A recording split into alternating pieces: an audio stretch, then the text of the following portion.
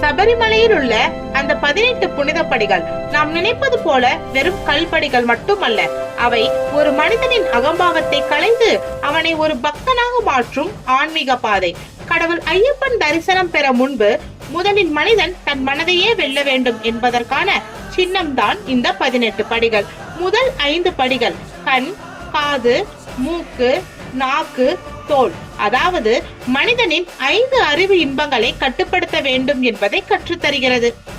8 படிகள் காமம், கோபம், லோபம், மோகம், மதம், மச்சரியம், உள்ளத்தில் இருக்கும் உள்ளக பகைகளை நீக்க வேண்டிய அவசியத்தை நினைவூட்டுகிறது. அடுத்த 3 படிகள் அதாவது சத்துவம், ரஜஸ், தமஸ், இயற்கையின் 3 குணங்களையும் தாண்டி மேலெழ வேண்டும் என்பதை குறிக்கிறது. கடைசி 2 படிகள் அறிவு மற்றும் அறியாமை.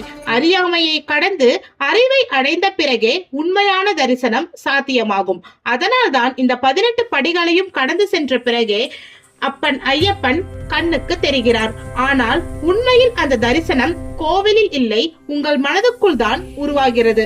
அதனால்தான் சபரிமலை பயணம் ஒரு யாத்திரை மட்டுமல்ல, அது ஒரு மிகப்பெரிய இன்னர் டிரான்ஸ்பர்மேஷன்.